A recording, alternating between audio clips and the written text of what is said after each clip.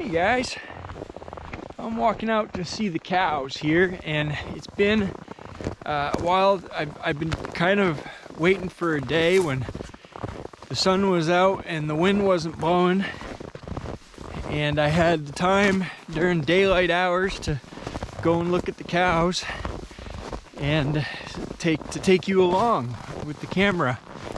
And it's been about a month since we had the perfect day for that, so here we are. It's mid-January. It is late afternoon. Well, it's like 3:30, so the sun goes down here probably 3:45 this time of year. So there's the sun off in the west. It's on its way down.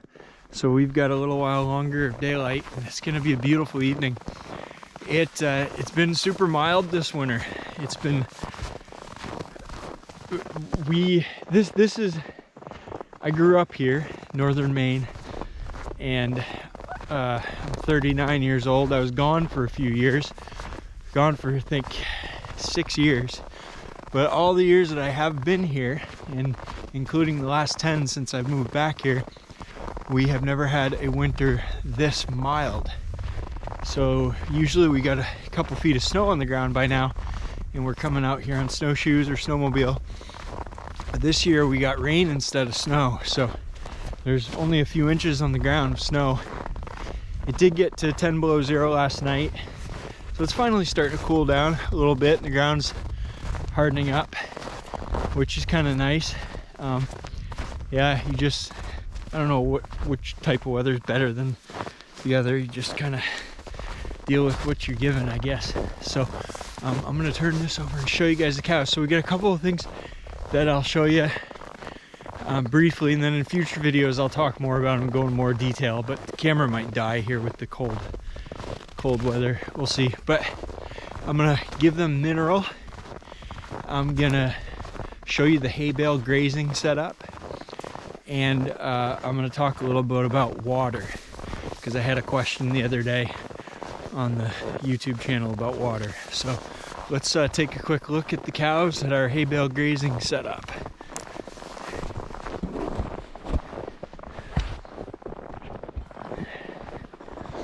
So where I'm walking is part of where we've been feeding hay bales. This is about 2 months ago where I'm standing, and I'm about to walk through last month's hay site. This is last month's hay bale site. There's, I don't know, probably 100 bales stacked here between this side of that fence and that side of that whole temporary fence. And then now we're at the present day site. So the cows are just kind of milling about. Some of them are bedded down. They've got plenty to eat. When it's cold like this, we give them all the hay they want. We don't try to save money by cutting back on hay, because a well-fed animal is probably the best defense against sickness and against the weather conditions that can cause those sicknesses. So yeah, they do really well out here in this situation. Out in the open, some people ask, why don't you have a barn? Well, out in the fresh air like this, they actually do better than they would in a barn as far as respiratory stuff. It's nice and open and dry. They got winter coats. They are very well prepared for this. This is the entire herd. So this is the cows with their calves, most of them. There's a few calves that their moms left because they were not bred. And then we get the bull, and then we get the yearlings, the bred yearling heifers. So it's the whole group. There's one of the last spring born calves. Yeah, so anyway, this is the hay bale grazing site. They're getting a little bit excited. See, they're coming to follow me because they figure I'm probably going to move some wires. And I haven't decided yet whether I will. So we're giving them 8 round bales at a time, and we're sectioning this off with electric fence. And I gave them this row of bales 2 days ago. So this will be the 3rd day of grazing, and there's still, looks like the equivalent of probably 2 bales worth There's a bunch on the ground, but we're not going to force them to eat that. They've been bedding on that. That's all going to add fertility to the ground. The reason we're grazing here, and part of why we are not worried about wasting any hay, is because this is a really low fertility section of pasture. And so the goal here is to increase the fertility by adding this hay and manure and urine onto the ground. And this, in our experience in the last 10 years, we will be growing, in 2 years, we'll be growing 3 to 5 times the amount of grass that this area grew when we started. In some cases that continues to get better over time as well, especially if we manage it properly with rest and rotation. So yeah, that's kind of the site. And this is here the next row of 8 bales, and we got so this is fenced off with this electric fence with the insulators and posts that are sticking into the sides of the bales. That seems to work really well because the ground is now frozen at this particular spot. Then you notice we got a wire back there, a line in the next row of bales, and then a line in the following row of bales. And that's of course for the situation where it makes it quicker when we're coming in here before and after work and we got to move them quick. Just take down a wire and you can put the other wire up when you get time. Or if this wire comes down for some reason, a hay bale falls on it, a cow gets a little antsy and breaks through or something, or steps over or walks under it, you got another backup wire so they can't get to the whole bale stack and tear everything apart and waste everything. So yeah, I'm going to use a few calves. These are 3 of last year's calves born last spring. I'm gonna go over to the mineral barrel and see if they may come and follow me to get some mineral when they see what I'm doing. We'll see. But I try not to rile them up too much this time of year. They're kind of settled in. They're kind of happy doing what they're doing right there. No sense in hollering at them if they don't want to come get mineral right now. They sure as heck can do it tomorrow morning or tonight, whenever they want to. But we'll come up here and I'll show you the mineral barrel. This is just part of the whole setup that I have here, is trying to be as portable and mobile as possible so I can move things around, because we're always kind of moving these animals to different areas. So as you would imagine, my mineral barrel is set up on a sled, so we can hook onto it and pull it by hand or by machine to the next location. And I've been kind of putting in a few areas. This is a pretty poor area fertility wise as well, so I've been sending them up here, and see they're getting a bunch of manure on the ground, kind of spreading their nutrients. That likes to freeze into the ground sometimes. Looks like my wife did something with that. So I'm just gonna move this a little short ways. I think I'll bring it up here. I just want to continue to spread the nutrients out, so they're not, manure piled all in one location.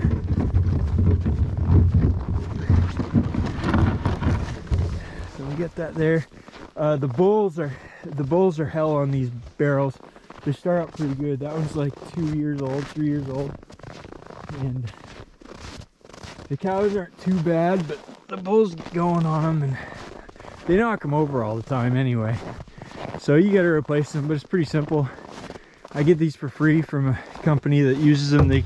They're like chemicals, cleaning supplies and stuff, and I just clean them out and cut a hole in the front and drill and bolt them down to the platform here. And all I gotta do is grab another one and take this one off and put another one on when it's time. I just carry up the mineral in a coffee can. This is loose mineral, and I really don't like Folgers coffee. I'm kind of spoiled. I've been drinking good coffee these days, and this tastes kind of like dishwater to me, but they make an awesome container, so I like it for that. So yeah, that's pretty simple. The mineral is pretty important. So it's especially in this area, mineral is pretty critical because the soils that we have in the Northeast are very low in selenium and somewhat low in copper as well.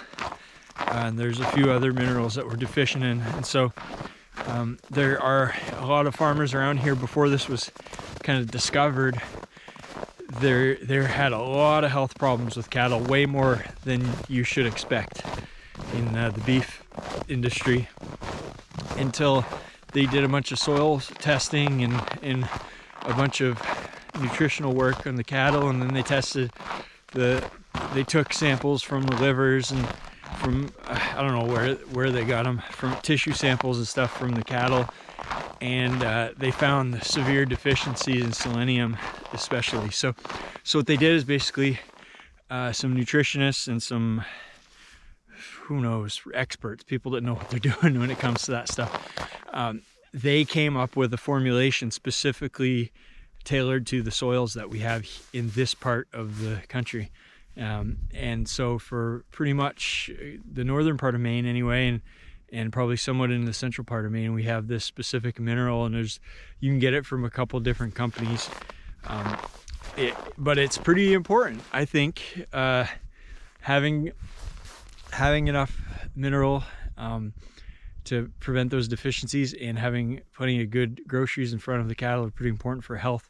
So we're not trying not to brag or anything, but we've got the cattle out here outside. We are wintering them on snow for water. We are not babying them. We're not pushing it. We're pushing them. You know, we're pushing. We're making them work for a living. They're in deep snow, or they're out in the weather. But we have not had a sick cow. We have not had a dead animal for the last 10 years throughout the winter. So that's a pretty big deal. It's obviously, you know, it's pretty important to pay attention to that kind of stuff. So yeah, water. So somebody asked about water the other day, and I'm gonna see, we have a spring, kind of just a wet spot in the ground really up here that they had been using. So I'm gonna go see if they're still using it. When we started, I'm gonna do some sort of either a video or an article or something on this, on the things that they told me couldn't be done when we started in beef cattle here, because you know, traditions in the farming industry are pretty, and in rural America can be pretty strong, and for good reason, but they also can lead you to believe some things that aren't necessarily true. And several old beef guys are from around here were constantly telling me, you have got to have a good source of water for your cows in the wintertime. You need to do it. You're gonna have problems otherwise. I didn't like that idea because draining tanks and filling tanks every day, I didn't have time for that. Chipping ice, didn't have time for that. Don't have the electricity, the money to pay for electricity to keep water heated. And I looked at those frost-free nose pumps, which look pretty sweet, but they're like a couple grand at least, and to get one, to put one in, and plus I don't think that included the labor. And then you have a fixed point where you're watering from. So I don't like that, because I like to move around. We're in different pastures all the time. So I went in and looked at a bunch of research, and there's several university studies that have shown that as long as the cattle have an adequate source of snow, loose, non-crusted snow, they do fine on snow. They, in fact, in number of cases, perform better licking snow than they do in water. A couple of reasons for that. And they also found when the water source was a long ways away, a lot of the cattle would prefer to actually just lick snow instead of walking all the way to the water.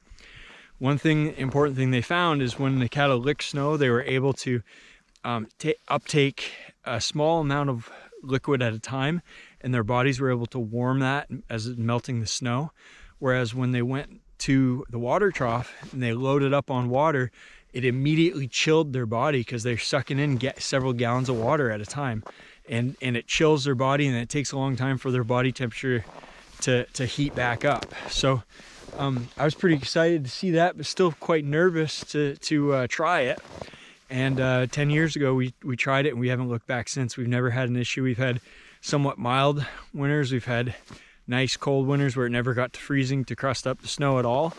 We've always had enough snow in northern Maine, so that hasn't been an issue. But this was the closest year I thought that I was going to start having a problem with it and have to start watering, and nope, we haven't had to. You just got to keep an eye on them.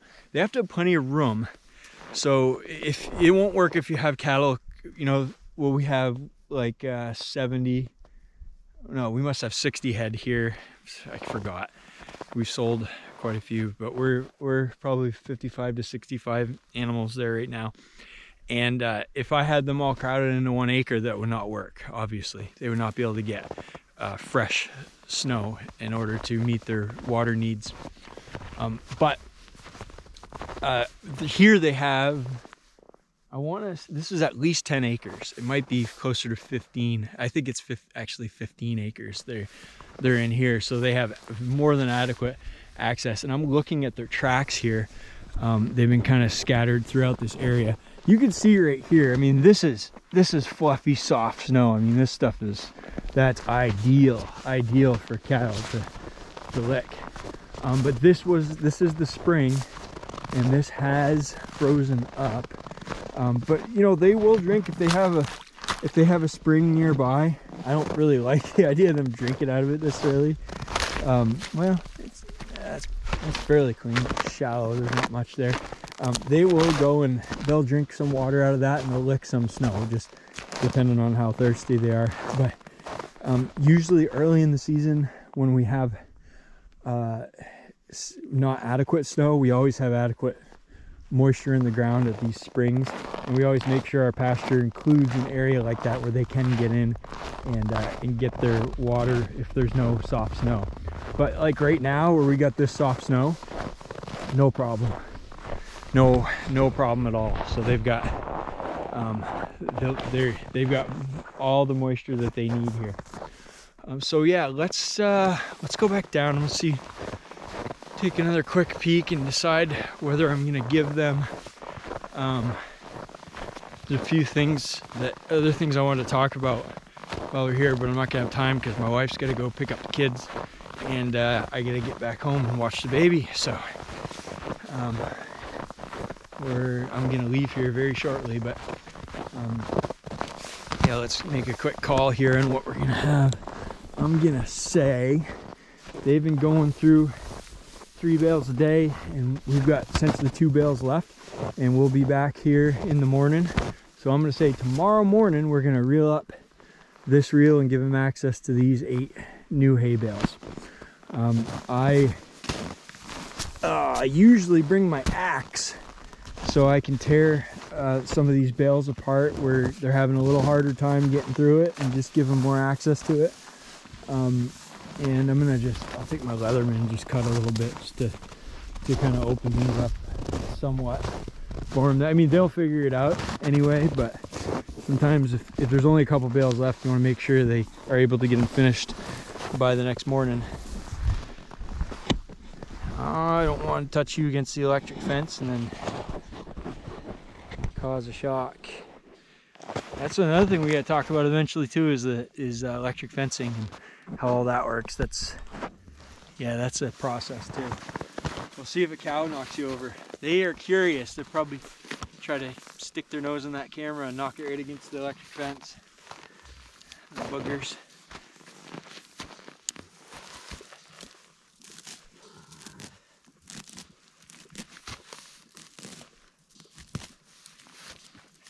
I should have cut all this twine off of these bales, but I didn't have time this fall, and I started timing it in early winter, and I think I would have, if I did all of them, I think it'd be 14 hours straight, or maybe, no, 16 hours of cutting hay bale string and pulling it off the bales. So I'm not gonna get to that till spring.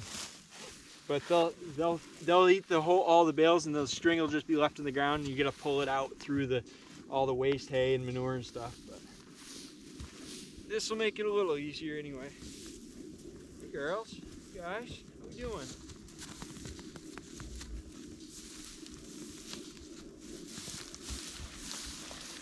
And usually just a couple whacks with the axe, and we can get the outer layer broken off of here.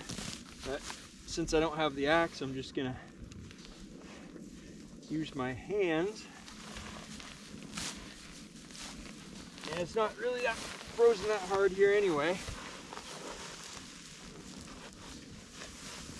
We got a new hay baler this past summer, and it's making a lot better bales that shed water more easily. So we have essentially zero waste on this bale. There's an inch. Usually it's at least 4 inches on the outside that you're gonna lose on the top. This was an inch. And we're already down to fresh green hay. So yeah, look at them. They're gonna go right to town on that. I'll do the other one. We'll get our butts in gear and go back to the house.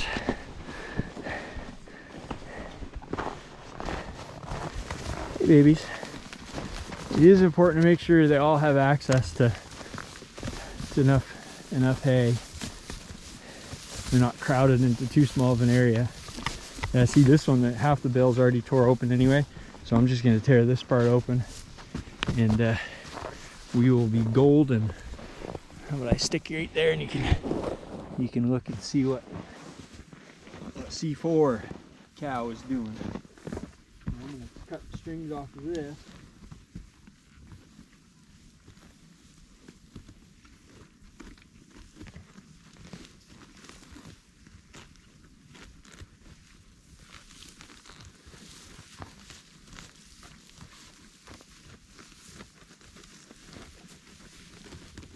A little more frozen.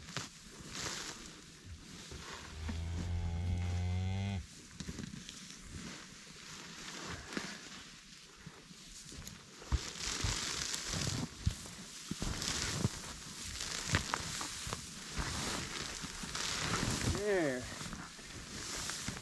Got access to a bunch of hay there. Oh yeah, this is maybe half a bale left on this one. Leatherman gets pretty dull when you're cutting through this hay all the time. Gotta sharpen it every so often.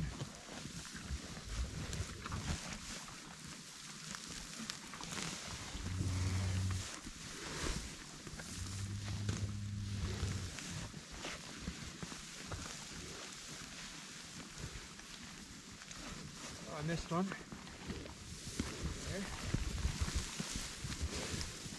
There we go, we're in the fresh hay there too.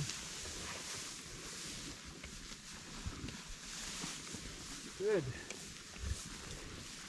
So I will leave them to it. And by tomorrow morning they will have this whole site nice and cleaned up. And be ready to move on to the next row of bales. Look at that, I just tore the top off that and they started ripping into it and getting going. Okay, good, happy cows. Wind's not blowing, they hate the wind. They don't mind, they'll be pleasant in 20 below zero if the wind ain't blowing.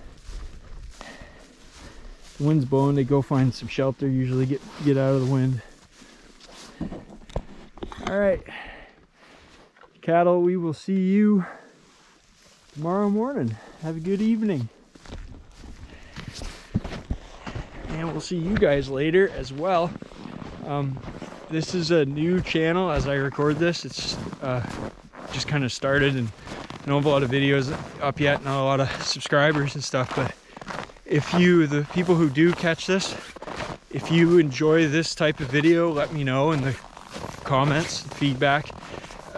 So I may do more of these, just informal, walking out, see the cows and talking. If it's not getting a lot of interest, I might only film when I'm doing something special or unique or educational or whatever. But yeah, let me know if you enjoy it. Thanks for coming along into the back pasture, seeing the cows, and we'll catch you next time.